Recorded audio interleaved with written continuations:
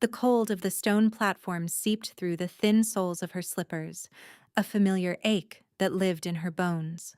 Alara kept her eyes fixed on a crack in the floor, tracing its jagged path with her gaze. It was better than looking at the faces in the crowd, faces filled with disdain, pity, or a chillingly blank appraisal. They saw what she was, the last of a broken pack, an unclaimed omega, a creature of no value, worthless. The word was a brand on her soul, seared there by years of whispers and shoves. The auctioneer's voice droned on, a river of flattering words for the she-wolves on the pedestals to her left and right. A fine alpha female from the Sunstone pack, strong hips for strong pups, he boomed, gesturing to a proud, statuesque wolf with fire in her eyes. The bidding was immediate and fierce. Alara flinched as the numbers climbed, each shouted bid a reminder of her own lack. She was nothing like them. Her hair was the color of winter dusk, not sun-kissed gold. Her frame was slight, honed by hunger rather than training. She had no status, no dowry, no fight left in her. She was just Ilara. And Ilara was not enough. She had never been enough. Her turn was coming. She could feel the shift in the room's attention, the collective gaze sliding past the prized females to land on her. The final, pathetic offering. The dregs. The auctioneer sighed, a sound of profound theatrical boredom. And lastly, he said, his voice stripped of its earlier enthusiasm, we have this one, an Omega from the fallen Shadow Moon pack. He didn't even use her name. Unclaimed, perhaps useful for scullery work. Do I have an opening bid? Silence. It was a heavy, suffocating thing. It pressed down on her, confirming every terrible thought she had ever had about herself. Of course there was no bid. Who would want damaged goods? Who would waste coin on a ghost? Her hands, clasped tight in front of her, trembled. She squeezed them together, trying to stop the shaking, trying to hold on to the last shred of her dignity. A cough echoed from the back, then a low chuckle. The humiliation was a physical heat that crawled up her neck. She wished the stone would swallow her whole. Just let this be over. Let her be taken away to whatever kitchen or laundry awaited, where she could be invisible again. That was all she prayed for. Anonymity. The peace of being forgotten. Then the great oak doors at the back of the hall slammed open. They didn't swing or creak. They burst inward with a concussive boom that rattled the iron chandeliers. A wave of impossible cold washed into the room, a winter gale in the middle of summer. It extinguished half the torches on the walls, plunging the hall into a sudden, ominous twilight. Every voice died, every head turned. A figure stood silhouetted against the stormy daylight. He was massive, his shoulders so broad they seemed to strain the frame of the doorway. As he stepped inside, the remaining torches flickered violently, their flames bowing towards him as if in supplication. The Alpha King. Ilara's breath caught in her throat. She had only heard stories, whispered tales of a king as old as the mountains, as cold as the northern glaciers, and as brutal as the winter itself. King Kalin, the Ice King, the wolf of the wastes. He had conquered a dozen packs, including her own, absorbing their lands into his ever-expanding territory. They said his heart was a shard of ice, that he hadn't smiled in a century. He moved with a predator's silence, his heavy boots making no sound on the stone floor. The crowd parted before him like water before the prow of a ship. Alphas, men who commanded their own packs with iron fists, lowered their eyes and shrank back. The air crackled with a power so immense it felt like a physical weight. Ilara felt it settle over her, a crushing pressure that made it hard to breathe. His eyes, the color of a frozen sky, swept the room once. They were ancient, filled with a weariness that seemed at odds with the raw power radiating from him. He dismissed the auctioneer with a flick of his gaze, a gesture so casual and so absolute that the man flinched and fell silent. He ignored the preening alphas, the beautiful she-wolves on their pedestals. His gaze moved, slow and deliberate, and then it stopped. On her. Alara's heart hammered against her ribs, a frantic bird trapped in a cage of bone. It was impossible. He couldn't be looking at her. She was nothing, a shadow. But his eyes, a startling pale silver gray, were locked on hers. They held an intensity that stripped her bare, seeing past the threadbare dress and the hollows of her cheeks, seeing something deep inside her that she didn't even know was there. He walked forward, his steps measured and inexorable. He stopped directly in front of her platform. He was even larger up close, a titan of muscle and frost-kissed power. His scent filled the air, pine needles after a blizzard, cold stone, and a hint of wood smoke. It was a lonely, desolate scent. He tilted his head, his expression unreadable, a mask of carved granite. His voice, when he finally spoke, was not the thunder she expected. It was low, a deep rumble that vibrated through the stone beneath her feet. Yet it was quiet, almost soft, a deadly quiet. "No one claimed you?" the Alpha King asked. The question hung in the charged silence. It wasn't accusatory. It wasn't mocking. It was a simple, devastating question of fact. All the pain, all the rejection, all the years of being told she was worthless coalesced into that one moment. She couldn't speak. The words were trapped behind a wall of grief in her throat. She could only manage a small, jerky shake of her head. Something shifted in his eyes. A flicker. A storm gathering in the silver depths. The cold in the room intensified tenfold, a killing frost that made her teeth chatter. A low growl started in his chest, a sound of geologic fury, of glaciers cracking and mountains groaning. It wasn't directed at her. It was directed at the entire room, at the world that had looked at her and seen nothing. He lost control. His eyes bled from silver to a molten, glowing gold. The air shimmered around him. The alphas who had chuckled moments before now looked pale with terror.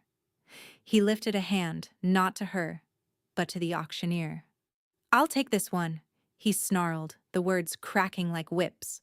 It was not a bid. It was a decree, a claiming. He turned his furious, glowing eyes back to her. He reached up, his hand impossibly large. She flinched, expecting a blow, a rough grasp. It was all she had ever known from powerful alphas. But his fingers were gentle as they brushed a stray strand of hair from her cheek. His touch was shockingly cold, like marble, yet it sent a jolt of something else, something that felt terrifyingly like warmth, racing through her veins. "Come," he said, his voice dropping back to that soft, dangerous rumble. He held out his hand. She stared at it. A hand that had crushed rebellions, that had signed death warrants, that held the entire northern continent in its grip. And it was offered to her, to worthless, unclaimed Alara. Her mind screamed at her to run, to hide. This was a mistake, a cruel joke. But her body, starved for a single scrap of kindness, betrayed her. Slowly, hesitantly, she placed her trembling hand in his. His cold fingers closed around hers, engulfing her completely. It felt less like being captured and more like being anchored, as if she had been drifting in a cold sea her whole life and had finally touched solid ground. He tugged her gently from the platform. She stumbled, her legs weak. He caught her easily, his other arm wrapping around her waist to steady her. She was pressed against his side, against a chest as hard and unyielding as a mountain. The sheer scale of him was overwhelming. She felt fragile, a bird cupped in the hand of a giant. Without another word to the stunned assembly, he turned and walked back the way he came, taking her with him. The crowd melted away from their path, their shock and fear a palpable wave. Alara kept her head down, her face burning with a mixture of terror and a fragile, burgeoning emotion she couldn't name. Hope. It felt like hope. And that was the most terrifying thing of all. The castle was a fortress of black stone and ice, a jagged crown on the highest peak of the northern mountains. It was as cold and imposing as its master. Alara was led through endless corridors of polished obsidian that reflected the flickering torchlight like dark water. There were no tapestries, no paintings, no signs of life or warmth. Only stone, shadow, and a profound, echoing silence. She was given a suite of rooms larger than any home she had ever known. A fire had been lit in the hearth, but it seemed to cower in the vast stone fireplace, its warmth swallowed by the chill that permeated the very walls. A servant girl with frightened eyes showed her the bathing chamber and the wardrobe filled with clothes of fine wool and velvet, all in shades of gray, black, and deep blue. He had not spoken to her since leaving the auction hall. He had delivered her to the door of these chambers with a nod to the guard and then disappeared into the depths of his frozen castle. She was alone, alone with her confusion and the ghost of his cold touch on her skin. Hours later, as night fell and painted the narrow windows with shades of indigo and violet, he appeared. He didn't knock. The door simply opened and he was there, a shadow in the doorway, his presence sucking the meager warmth from the room. He had changed from his formidable armor into a simple black tunic and trousers. It made him seem less like a king and more like a man. A very large, very dangerous man. "You are to be my queen," he stated, his voice flat and devoid of emotion. He walked to the window, staring out at the snow-dusted peaks. Alara's heart stuttered. Queen? It was absurd. A joke. "Your Majesty, I don't understand." He turned his head, his silver eyes pinning her in place. "My council grows restless. They demand an heir. They demand a queen to steady the throne. I require a mate.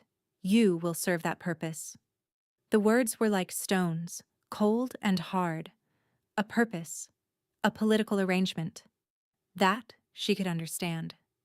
It was far more believable than any other explanation.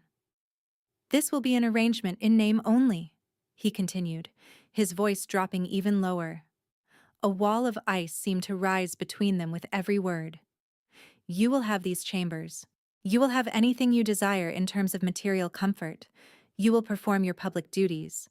But you will not come to my chambers. You will not seek me out. There will be no intimacy between us." She flinched at the finality in his tone. It should have been a relief. She was terrified of him, of his power. And yet, a strange, sharp pang of disappointment pierced through her fear. The memory of his gentle touch warred with the harshness of his words. I understand, Your Majesty," she whispered, her voice barely audible. "Good."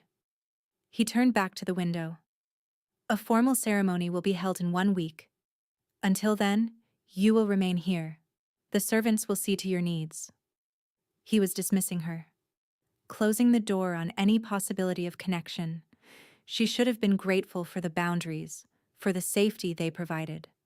But all she felt was the familiar, crushing weight of loneliness settling over her once more. She had been chosen, but she was still unclaimed. Not really. She watched his rigid back, the tension in his broad shoulders. She saw him clench his fist, the knuckles turning white. A flicker of something crossed his face. A wince, a tightening around his eyes. It was there and gone in an instant, but she saw it. Pain. He was in pain. Before she could think, the words were out of her mouth. "Are you all right?" He went perfectly still. For a long moment, he didn't move or speak. The silence stretched, becoming thin and brittle. When he finally turned, his eyes were glacial. "Do not concern yourself with my affairs," he said, his voice laced with a cold fury that made her recoil. "Your concern is not wanted or required. Remember your place." He swept from the room, the door closing with a soft but absolute click, leaving her alone in the cold, with the echo of his cruelty and the memory of that fleeting glimpse of his secret agony. This was her new life, a gilded cage with a frozen king for a keeper. The days leading up to the ceremony were a blur of fittings and lessons. Tutors tried to drill court etiquette into her.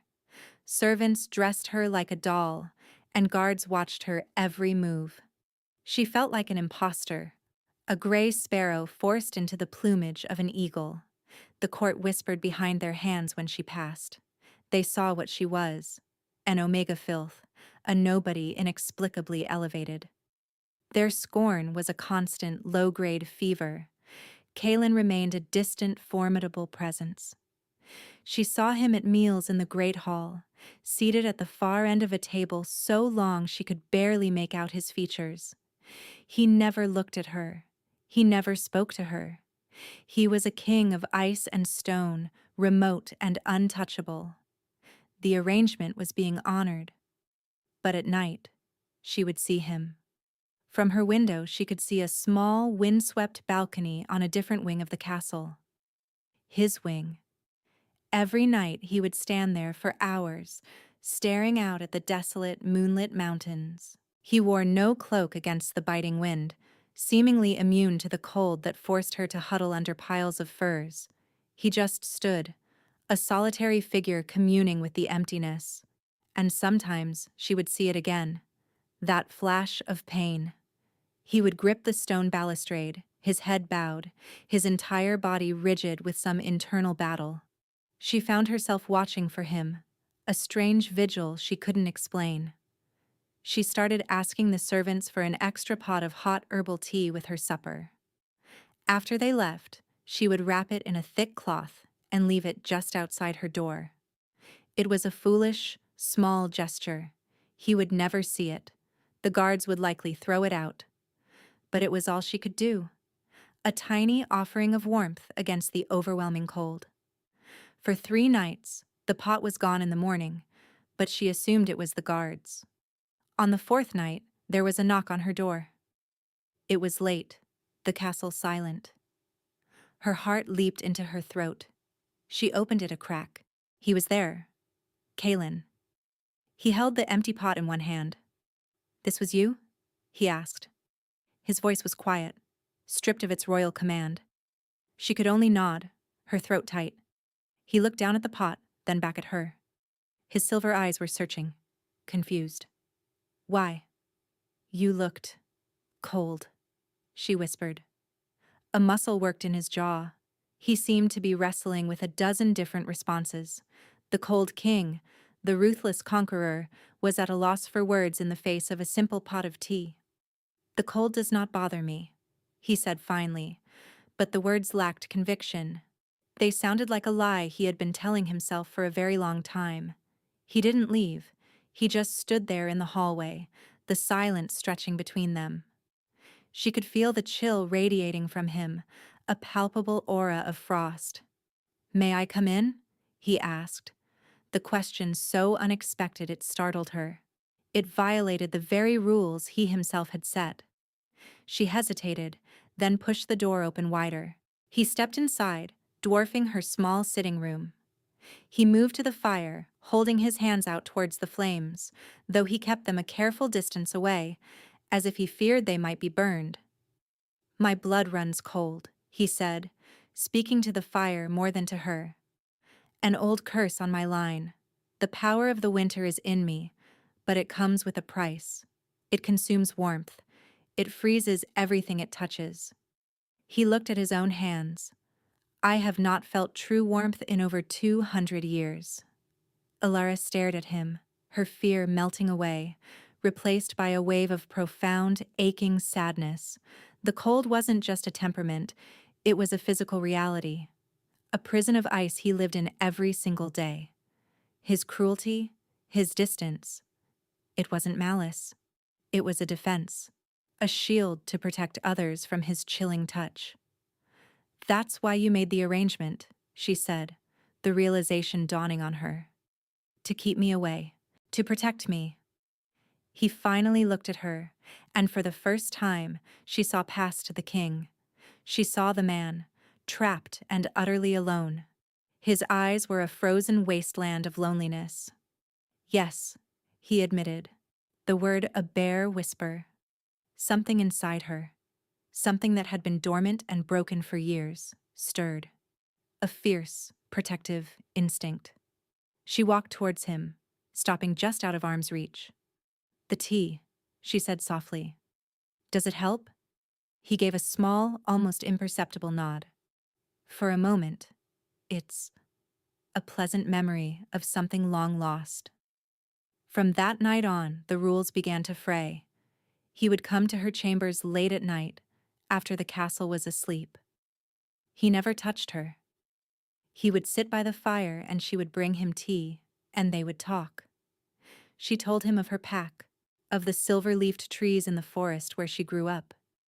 He told her of centuries of battle, of the weight of a crown, of the crushing solitude of his existence. She was seeing past the mask, discovering the lonely, burdened man beneath, and he, in turn, was beginning to see past her damage. He saw her resilience, her quiet strength, the unyielding kindness in her soul that had somehow survived a lifetime of cruelty. He started calling her Alara, not just you. Her name on his lips was a strange and beautiful sound. One night, as a blizzard raged outside, the chill in the room was worse than usual. He sat huddled by the fire, but a fine layer of frost was creeping across the stone floor around his chair. He was trembling, his breathing shallow. The pain she had glimpsed on the balcony was now a raw, undeniable thing on his face. "Kalen," she whispered, using his name for the first time. He didn't answer. He was lost in the agony of his curse. Without thinking, she knelt beside his chair. She reached out, her hand hovering over his. He had forbidden this. He had warned her. His touch was a blight. She didn't care. She laid her hand gently on top of his. The cold was shocking. A pain so intense, it was like a burn.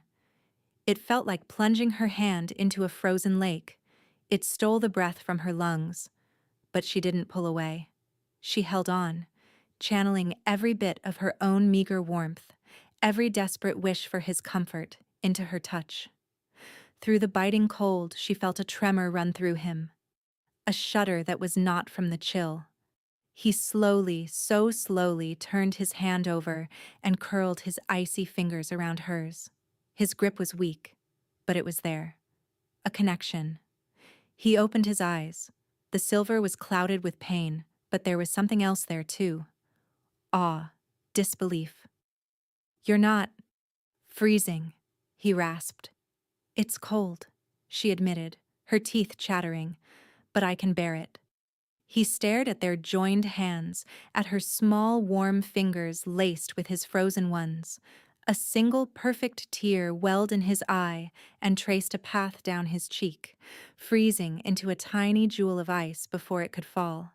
The boundary was not just eroded, it was gone. And in its place, something terrifying and beautiful was beginning to grow. But they were not the only ones who had noticed. From the shadows of the court, other eyes were watching, and they did not like what they saw. Lord Valerius had been Kalen's advisor for 50 years. He was a man of sharp intellect and sharper ambition, his loyalty to the throne second only to his loyalty to his own vision of power. He saw Alara not as a queen, but as a contamination, a weakness, a low-born omega with no bloodline, no political connections, and a strange, unsettling influence on his king. He had watched the nightly visits, the shared cups of tea, the slow melting of the Ice King's legendary reserve. He saw it as a sickness. The king was growing soft, distracted. This girl, with her quiet defiance and her inexplicable warmth, was a threat to the stability Valerius had worked so hard to maintain. He began his campaign subtly. A whispered word in a courtier's ear about the new queen's origins, a suggestion to a visiting noble that her influence was unnatural. He painted her as a southern witch, a charlatan using some dark art to ensnare the king. The court, already predisposed to dislike her, eagerly drank the poison he offered. The shunning intensified. Servants would drop things in her presence. Guards would look through her as if she wasn't there. Alara felt the shift, the rising tide of hostility. It was a familiar feeling, a return to the cold reality she had known her whole life. But now it was different. Because now she was not entirely alone. They fear what they don't understand, Kaelin had told her one night, his voice a low growl of anger. He had overheard two ladies-in-waiting mocking her. His fury had been so palpable, the temperature in the corridor had dropped 20 degrees, frosting the windows. He had banished them from court on the spot. His public defense of her only made things worse. It cemented in Valerius's mind that the king was bewitched, his judgment compromised. The advisor began spending his nights in the royal library, poring over ancient texts, searching for lore about the royal bloodline and the Frost Soul curse. He found what he was looking for in a brittle, leather-bound tome. It described a prophecy, a counterbalance to the curse.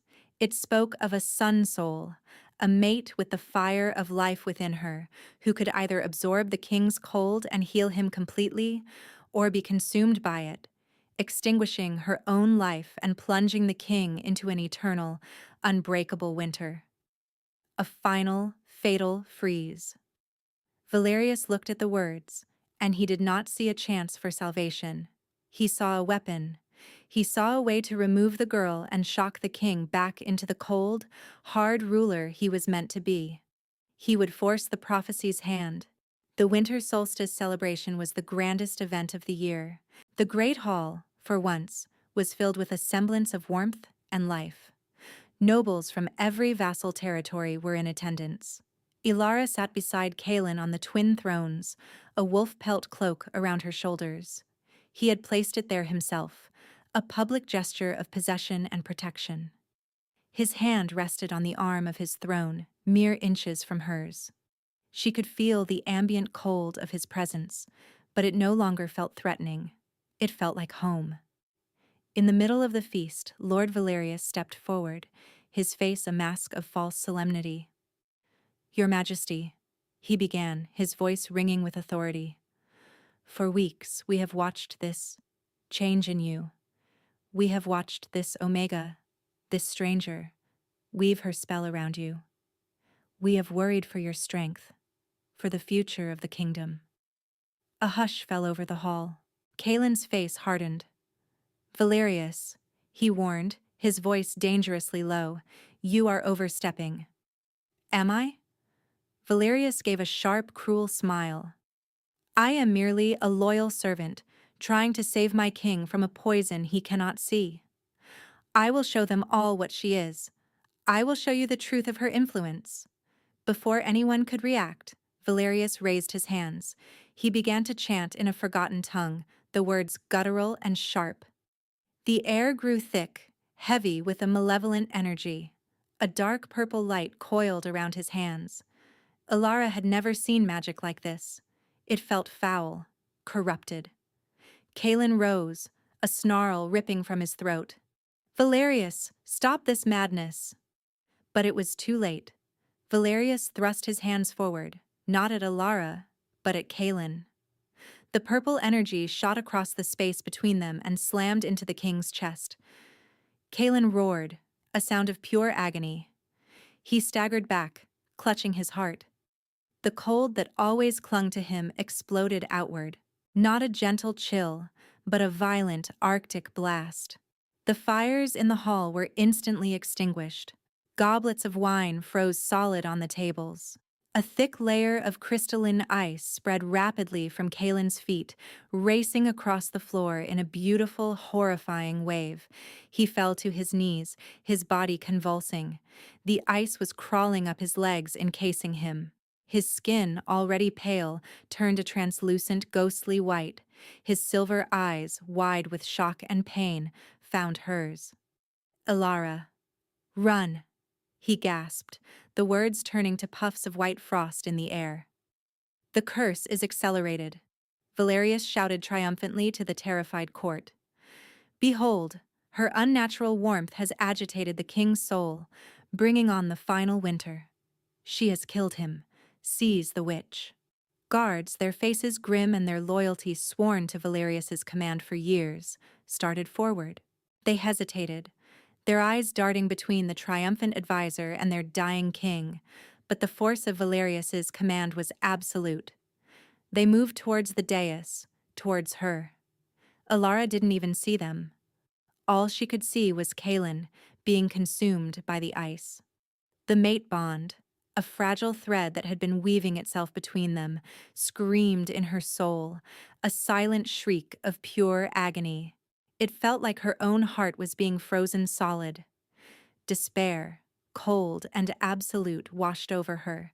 It looked impossible. He was dying. Valerius's guards reached the dais, their hands grabbing her arms in a rough grip.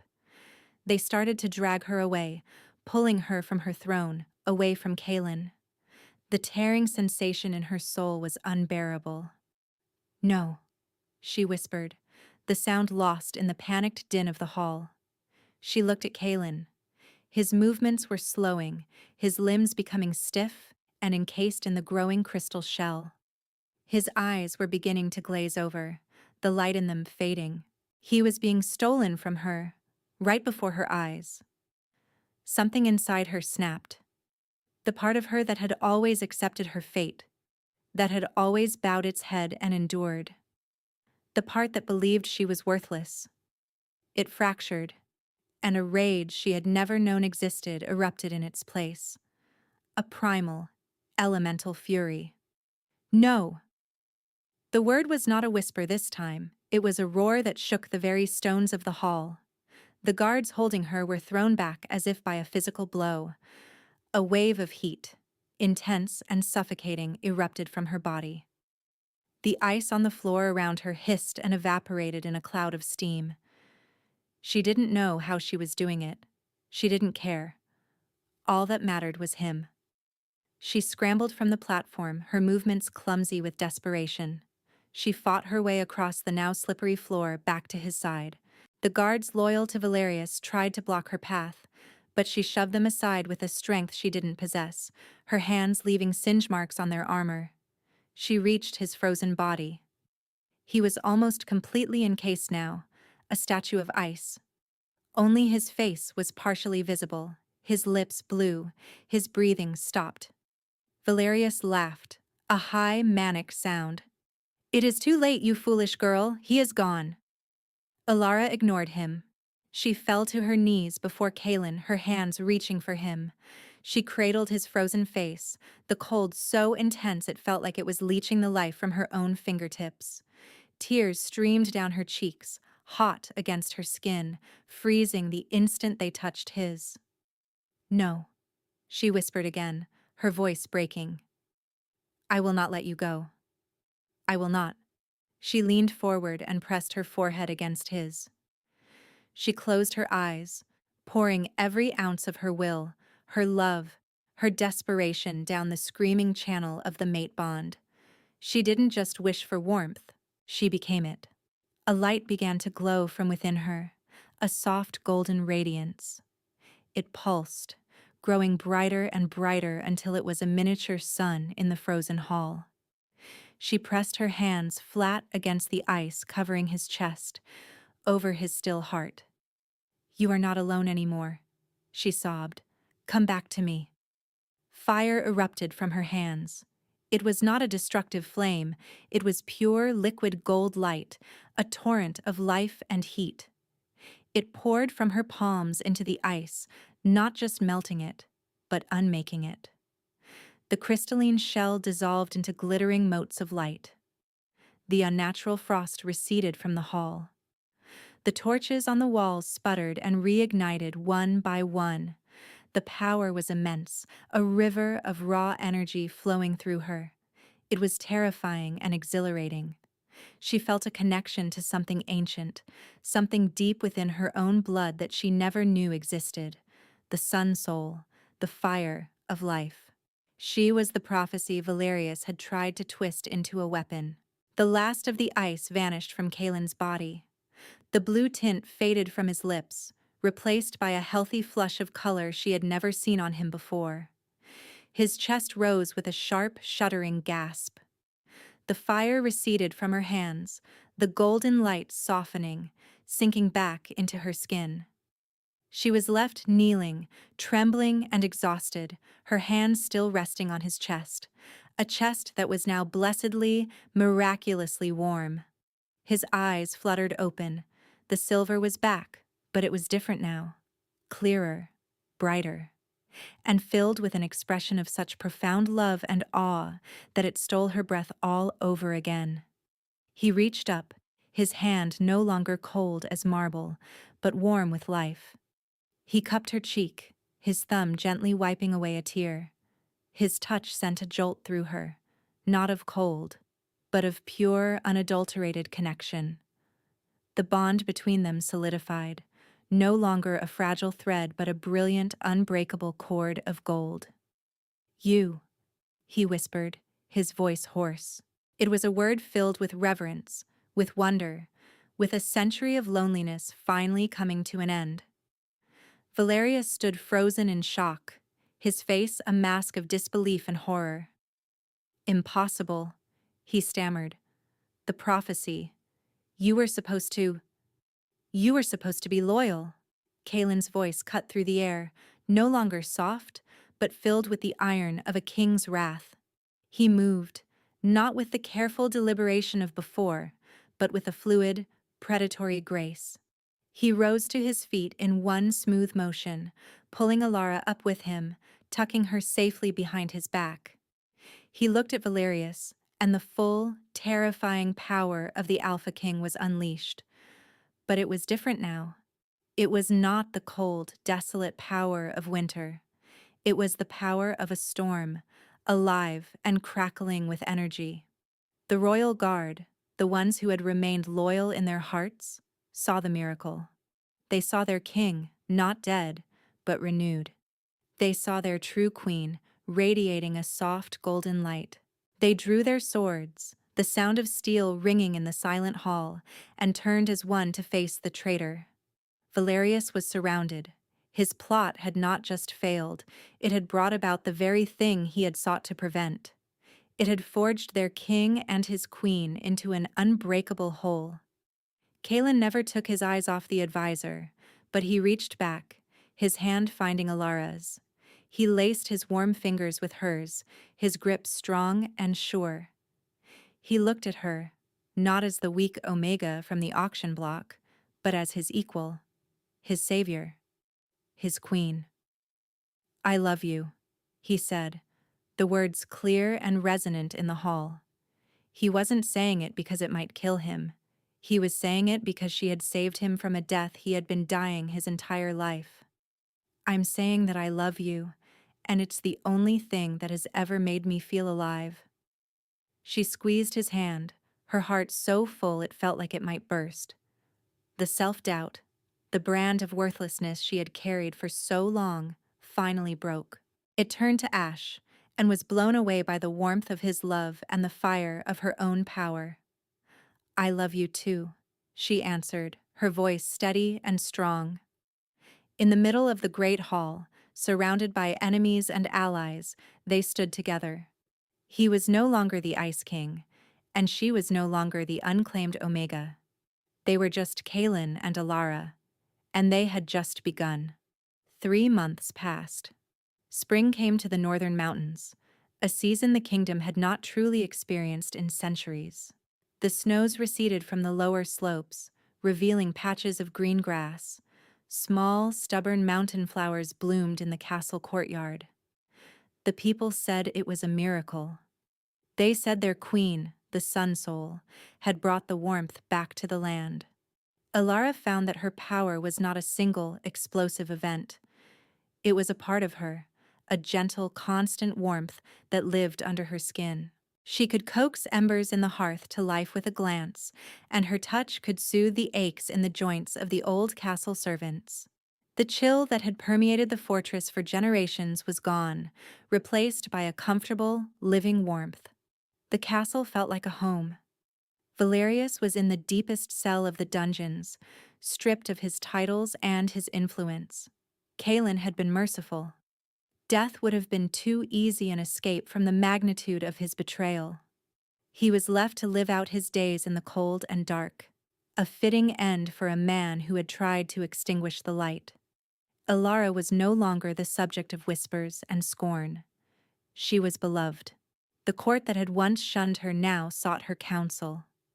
They saw her not for her birth or her rank, but for the strength and compassion she had shown. She moved through her days with a quiet confidence she had never known, her head held high. She was the queen, not by arrangement, but by right of heart and deed. But the best part of her new life was the quiet moments. The nights spent not in separate wings of the castle, but together, in the royal chambers. The great cold bed was now piled with warm furs, and the fire always burned brightly. One morning she woke to the feeling of sunlight on her face. Kaelin was sitting in a chair by the window watching her. He was shirtless, and the early light traced the powerful lines of his shoulders and back. His skin, once so unnaturally pale, now had a healthy, vital tone. He was beautiful in a way that no longer felt dangerous. He smiled as she stirred, a real, genuine smile that reached his silver eyes. It was a sight that still made her heart ache with happiness. "Good morning, my queen," he said, his voice a soft rumble. "Good morning," she replied, stretching under the warm covers. She held out a hand to him. He came to the bed and sat on the edge, taking her hand in his. His touch was a familiar, wonderful warmth. It was a simple miracle she would never take for granted. He brought her hand to his lips and kissed her knuckles. "Do you remember the first night we spoke?" she asked softly. "In my old rooms? You told me you hadn't felt warmth in 200 years. He nodded, his thumb stroking the back of her hand. "I remember. I was a fool, trapped in a prison of my own making. I thought my curse was the cold. I was wrong." "What was it then?" "The loneliness," he said without hesitation. "The cold was just a symptom. The disease was being alone, believing I had to be." He looked at her, his eyes full of a love so deep it felt as vast as his kingdom. "You didn't just melt the ice, Elara. You healed the disease." She sat up, pulling the sheet around her. "We healed each other," she corrected gently. "I was just as trapped as you were. You saw me when no one else did. You gave me a place to stand so I could find my own fire." He leaned in and kissed her, a slow, tender kiss that spoke of shared mornings and a future filled with them. It was a kiss of equals, of partners, of a king who had found his heart and a queen who had found her power. They were a new beginning for the kingdom, a legend in the making. The story of the Ice King and the unclaimed Omega would be told for generations. But for them, in the quiet warmth of their chambers, it was simply a love story. A story of how two broken souls, discarded by the world, had found each other and become whole. The world outside would continue to have its challenges, its politics, and its threats.